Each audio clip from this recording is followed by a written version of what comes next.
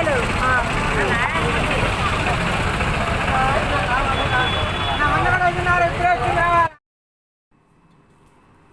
Friends, ఇదిగోండి ఈతకాయలట. ఈరోజు నేను బజారుకి వెళ్తే నాకు ఇవి దొరికినాయి.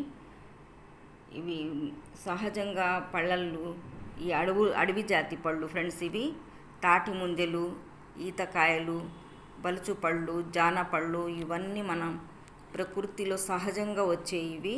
అందుకోసమని చూసి వెంటనే తెచ్చేసుకున్నా. దీని విత్తనం ఖర్జూరా పండు విత్తనంలా ఉంటుంది ఫ్రెండ్స్, కాకపోతే లావు ఉంది చూసారా.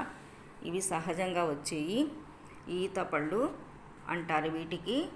తాటి చెట్టు అంత తండ్రి కన్నా ఈత చెట్టు అంత తల్లి మేలు అని పూర్వకాలంలో సామెతలు చెప్పుకుంటుంటే నేను విన్నాను ఫ్రెండ్స్. అది గుర్తొచ్చింది.